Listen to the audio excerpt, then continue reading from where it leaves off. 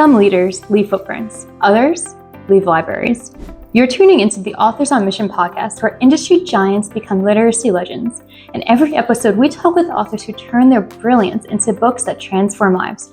I'm Danielle Hutchinson, your host and Chief Creative Officer at Authors on Mission. Welcome to your authorship experience.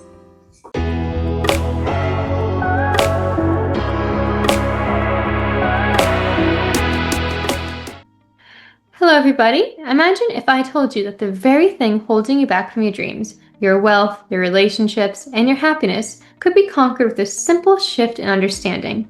What if the fear that's been running your life isn't actually protecting you, but imprisoning you? Welcome to Authors on Mission, where we don't just interview successful authors, we unlock the vault of wisdom they brought through years of experience and real-world impact. I'm your host, Danielle Hutchinson, Chief Creative Officer at Authors on Mission, and today we're chatting with Amy Koford, a hypnotist who discovered something revolutionary. There are two types of fear, and only one of them is actually helping you. She's written all about it in her book, Hardwired to Rise, and we are going to be chatting all about that book, her experiences, and of course, writing tips here today on the Authors on Mission podcast. So without any further ado, Amy, welcome to the podcast. It's a pleasure to have you. Thank you, Danielle. It's great to be here. It's great to have you on, and I'm looking forward to diving in about this. The first question I have for you, and I think it's one that you might get asked a lot, is a hypnotist. That's really an incredible thing I don't hear a lot about. I'm wondering if you can give us a little bit of backstory of how you got into that field and ultimately also how it led you to writing your book. Absolutely. That is the number one question that I get asked. How did you get into that?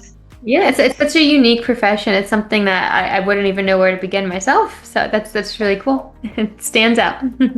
It does. It is unique, and it's fun when people find out I'm a hypnotist. Some people are a little nervous about that. They're looking into my eyes. They think I'm gonna, hypnotize them with my eyes. Others are fascinated and they want to know more. So yeah, this is the number one question I get asked. How did I get into that? And I don't have the best answer other than, you know how sometimes in life you're just led to the right thing? And at that time in my life that I got into it, I was at that transitional point in my life. My kids were getting older. I have 5 kids, and I was looking for my thing. And so I just kind of put it out there in the universe for a few months and said, I would love for some guidance to find my thing that's really going to just be hugely impactful. And the next thing I knew, I was Googling hypnotism, looking it up. I became really interested, so I was studying it. And then I decided, you know what, I'm going to go to a hypnotist and see what it's like.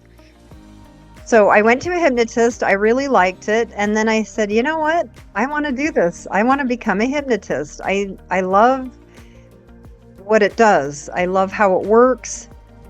This is great. So I certified, and after I certified, I had my first few clients, and I quickly realized that there are many various levels of expertise. In other words, to be really good at it takes a lot more than just certifying. So I set out to become really good. I set out to learn from the best in the world. And it's just been an amazing journey. I love it. That's incredible, and I think it really seems that you embraced this, right? You came across it and you just embraced it and you learned from it and you grew from it, really just immersed yourself in that world. That's just really cool. But then, of course, this eventually led you to Hardwired to Rise, which is a really cool phrase in itself also, which I'm sure has been getting a lot of questions on as well. Like, what does it mean to be hardwired to rise? And how can we learn more about this and tap into it ourselves? I love that question.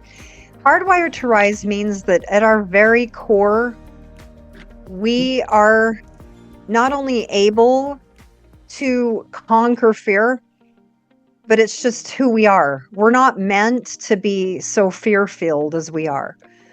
And most people agree, and Danielle, you would probably agree, our world has too much fear, doesn't it? Yeah, and people think of everything these days, especially unknown. Yeah. There's just so much fear. And so my book addresses individual fear and global fear. Here's what we do about it.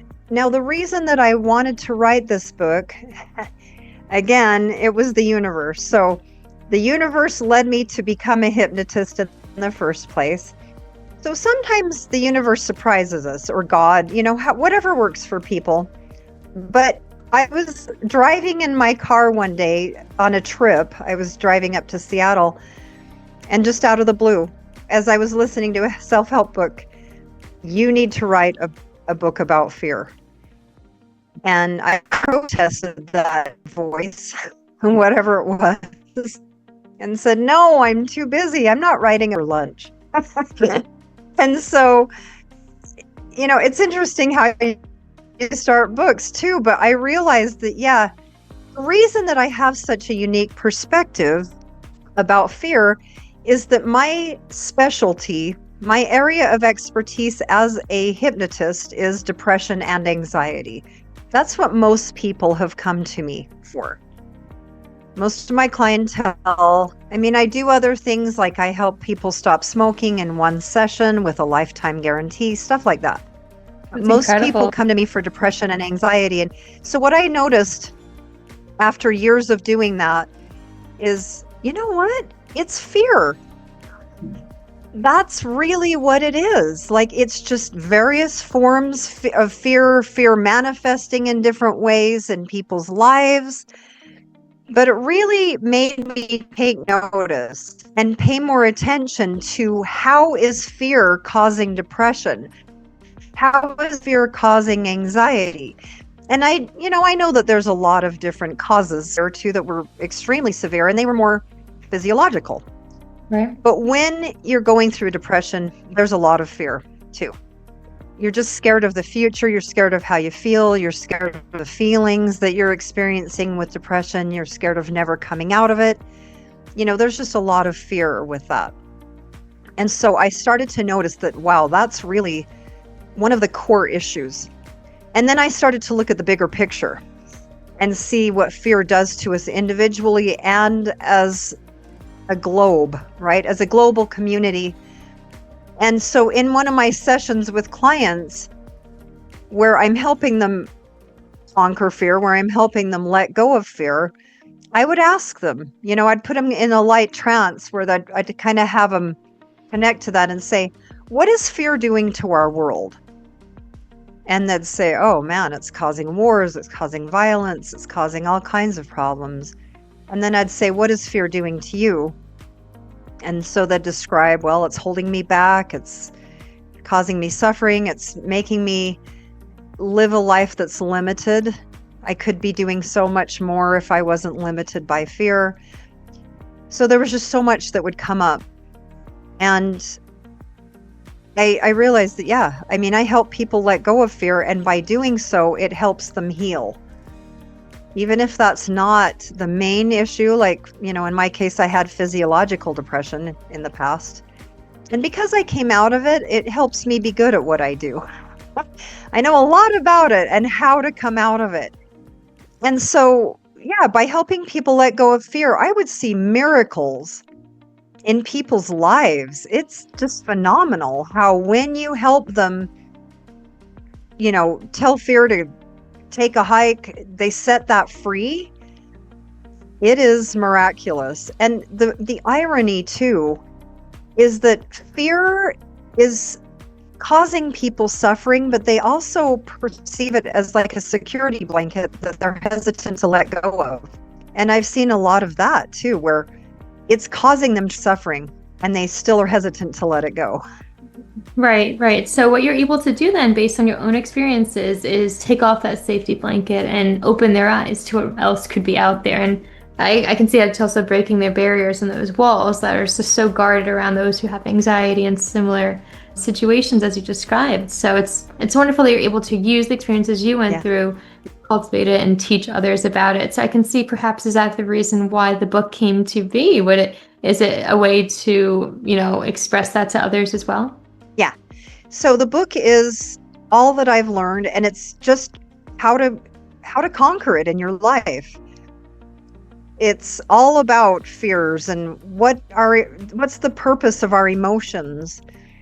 I talk about like the nervous system and different things, that all these things that contribute to our fearful state of living and what to do about it. So every chapter has different proven techniques, activities, exercises, hypnotic things and non-hypnotic things that really work. These are proven methods that I use with clients that I put in my book. So it's not only packed with amazing informative content that helps people realize, I talk about how when we know our enemy, it helps us win. That's just war strategies, right? And since fear is really our number one enemy, then it helps to know more about our enemy so that we can overcome it. We can win over fear and stop letting it hold us back. Now, I talk about, you brought this up a little bit, how there's two types of fear. One is necessary fear, and that's what we need, right? That's why I call it necessary. It's the kind of fear that kicks in the fight or flight response. It keeps us safe and alive when we need it. But how often do we really need that kind of fear? Not a whole lot, right? How often are we really in a life-threatening situation? Not all the time. So the rest is what I call unnecessary fear. It's all the rest. And the reason it's unnecessary is because, it's just plaguing us. So I talk about that in all of its different aspects. And here's how you can be free, and here's how to set that free. Here's how to live a life of freedom, which is so much better. So, yeah. Yeah, definitely. So I'm wondering, was there a certain fear that you remember more than others that you helped somebody conquer through all of this? Perhaps one that might have been an example in the book or something of the like? Yeah, I have a few. I can't remember if these are in the book or not, but one is that a few years ago, I had a client that had so much fear that it would cause her to throw up. Oh, wow. And every day, right? This fear caused her so much anxiety that, she would throw up every day. And it was really interesting because we went through the sessions and they were helping gradually. And in one of the sessions, I said, okay, this is the session. And I asked her, I said, is there any reason that you want to keep any of this? And she hesitated. And I said, is it okay with you to get rid of it all? And she hesitated. I said, okay, what is the hesitation? And she's like, I'm just so used to it. And I said, you're used to it, but what is it doing to you?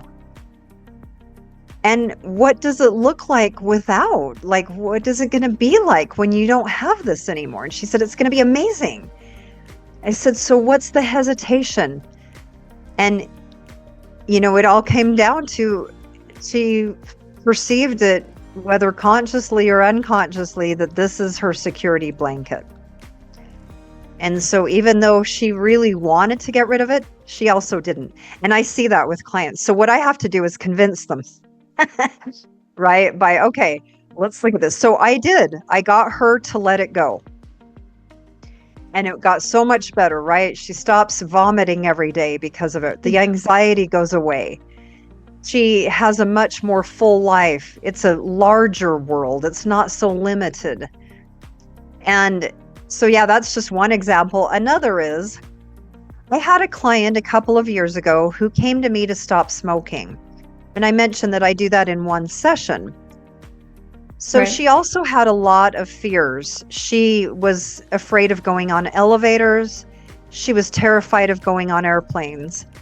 So we worked on that a little bit, but mainly it was the smoking. So then she comes back the next year and she said, I don't know what you did to me, but after that smoking session, I was just done. She said, so since that worked so well, I want you to help me with fear of heights because my son just graduated from high school, and guess what he wants for his graduation present? He wants to go skydiving with me. Oh. Now, this is someone that didn't even dare go in elevators. Right, right. And so I said, okay, let's do it. So we did a session to help her let go of fears of airplanes, heights, enclosed spaces, all in one session. And after the session, she said, really excited. This is going to be great. I said, okay. Because she was going the next day. I said, I want pictures and videos tomorrow. And sure enough, she sent me pictures and videos and said, that was amazing. And I had told her in that session, before she went skydiving, I said, you realize this is far more than just about skydiving, don't you? I said, by overcoming this, when you go skydiving, it's going to open up your world because you're going to realize what is possible by not letting fear stop you. And so I said, you'll find that it's way more than skydiving. You can do so much more just in life in general because you've overcome this. So yeah, that was a fun one too. So she went skydiving. Well, hey, and it just took one session. No, that's incredible. People you never know the fears that are gripping somebody, and it's great to know that you're able to get them past that. I've been skydiving twice and I love it. It's an amazing experience. So I would hate for somebody to, be held back by their own fears, but out of an amazing experience just like that. So it's great that you're able to help so many, go through that. Yeah. So segueing into the writing process itself, I'm curious to know a little bit about how your writing process worked. For example, how did you decide to structure the book? As I was looking through it a bit just now, and it goes around the concept of fear rather than traditional hypnosis techniques, really. So was there a decision before that, or was it mainly perhaps to emphasize the importance of getting over these fears? I guess my question mainly is, how did you decide the structure of this book? I have read a lot of self-help books. One of my favorite hypnotists is a guy named Paul McKenna. He lives in England. And I kind of structured it on his because I like his, but I also like Jen Sincero and Mel Robbins and all these others that I just kind of pulled things that I liked, the way that they structure their books, and then made it my own. But really, ultimately, I wanted every chapter to just be super beneficial. So to answer your question, in my iPhone, I went into notes, and I still have it, actually. It came up the other day, I saw. And I wrote out, here's what each chapter is going to contain.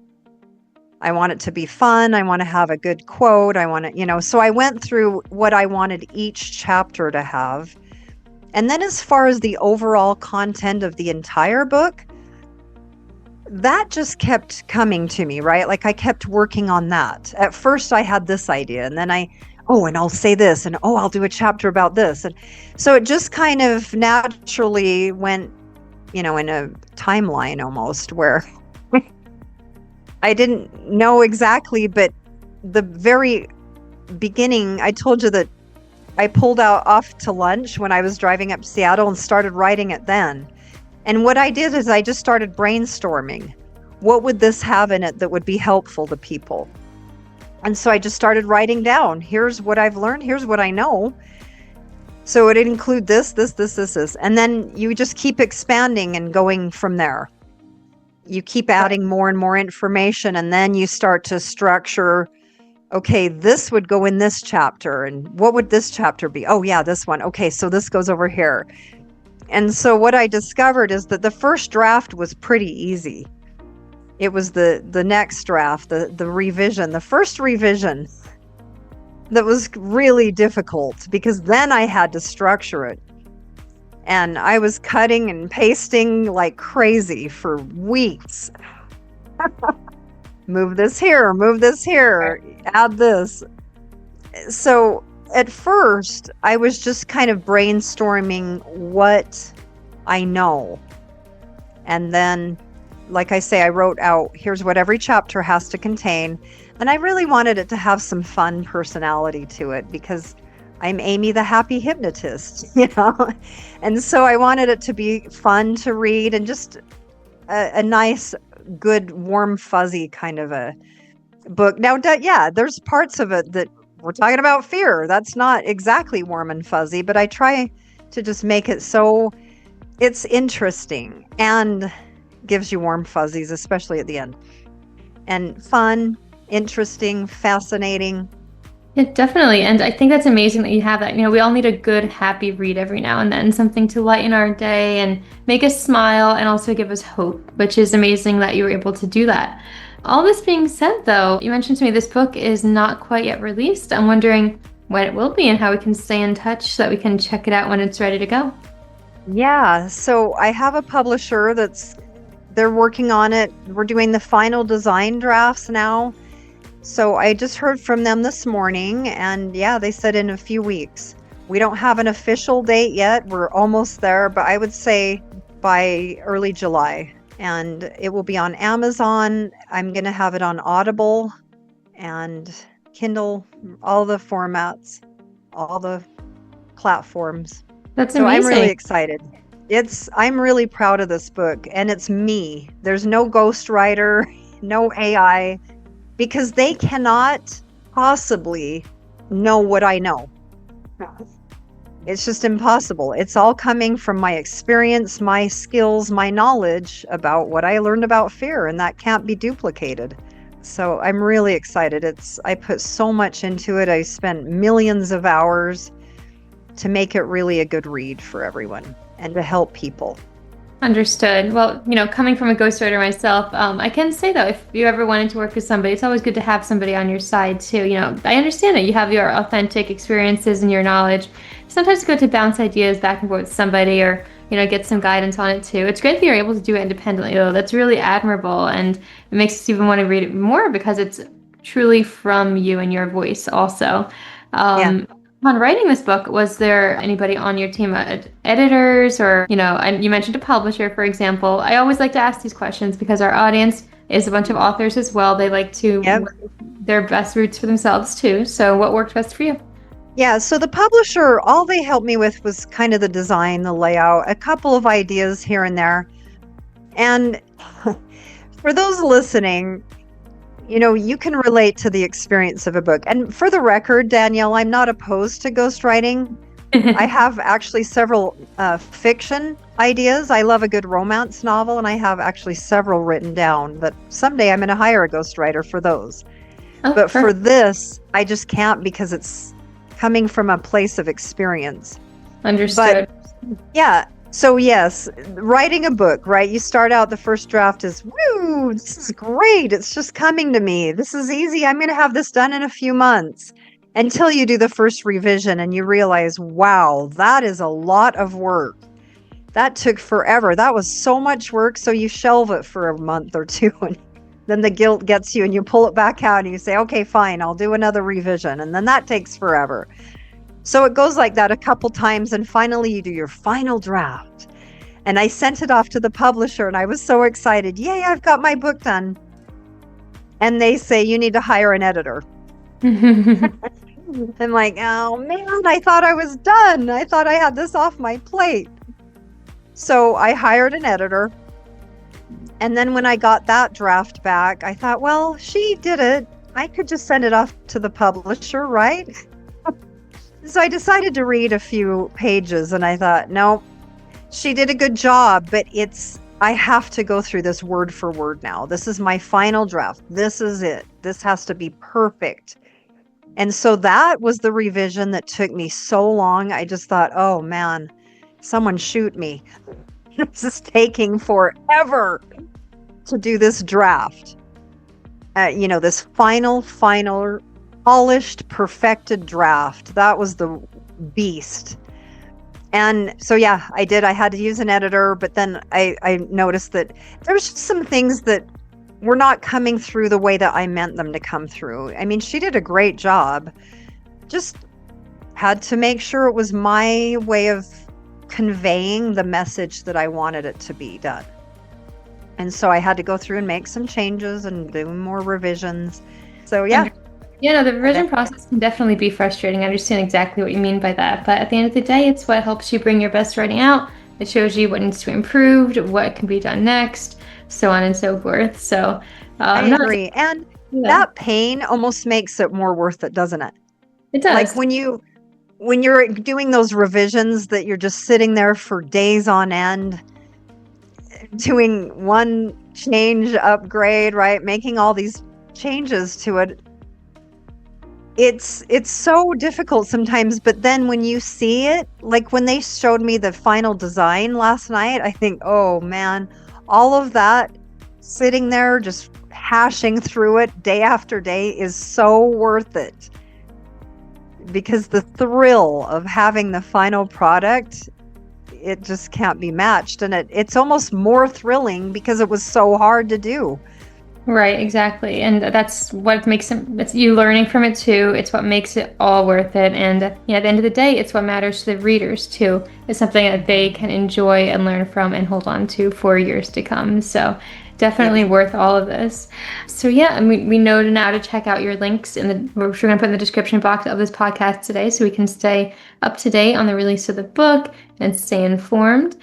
I'm just wondering, as we begin to wrap up today, if you might have any other tips or tricks for the audience today, things they can take home with them and perhaps implement into their own writing. What worked best for you that maybe we haven't touched upon yet?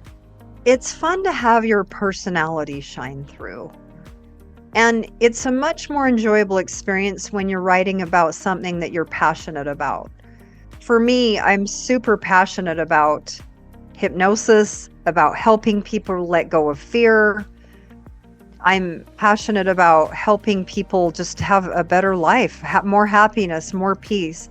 And so it was fun. Yes, it was painful, but at the same time, because I love these topics, because I love to help people, my tips, right? My advice is make it enjoyable. Turn on some fun music while you're writing. Go outside. I'd go outside in my yard and work on it. And it was really enjoyable that way because then I was surrounded by pretty trees and plants and flowers. And so, yeah, make it an enjoyable experience as much as possible. And make it authentic. Definitely. Right now, I'm nonfiction. And some of the writers listening might be fiction, but it's still going to come from a place of love, right? Something that you love to do, something that you love to talk about, some things that you're interested in. As authors, that's what we do, isn't it? We want to write about the things that are meaningful to us. Right, definitely. So it's something that we should all be keeping in mind. Think about what matters to you and how are you going to best articulate that in the context of your book. That's an amazing tip that we should all, be holding on to today. So yeah, and of course to conquer your fears too. I feel like a lot of people maybe are hesitant to start writing their book, but they can learn something from you today and know we can get over those fears and make our best practices from there. So I think, your book does have a lot of amazing insights to offer in that regard too. Yeah. So yeah, with all of that being said, I think that we have a lot to look forward to for the release of this book. If you're listening today, everybody, check out the links, stay in the know, and just implement everything that we've discussed because these are some very incredible tips we could be using every day. So thank you so much, Amy. It's been an absolutely fascinating conversation, and it's been a pleasure to meet you. Yeah, likewise. Thank you so much, Danielle. It's been a pleasure. All you authors out there listening, you're all amazing. You're all phenomenal. Have fun. I like that. Have fun. That's a great way to end the conversation. And to all of our listeners, remember, you're not just consuming content today, you're collecting the tools you need to build your own mission. Amy's shown us that the difference between necessary and unnecessary fear could be the key to unlocking everything you want in life. So if today's conversation sparked something in you, don't let the spark die. Take action, question your fears, and ask yourself, is this fear my bodyguard or my prison guard? So, and all that can be. I love that. I think that's something that can tie right into your book, right, Amy? Something that we could all learn. Right. So everyone, until next time, keep writing your story, keep building your mission, and remember, you really are hardwired to rise. We'll see you on the next Authors on Mission podcast episode. Have a good day. This is Danielle Hutchinson reminding you that somewhere, someone needs the book that only you can write. Visit authorsonmission.com to start your legacy. Until next time, keep leading, keep inspiring, and keep thinking in chapters. Have a great day.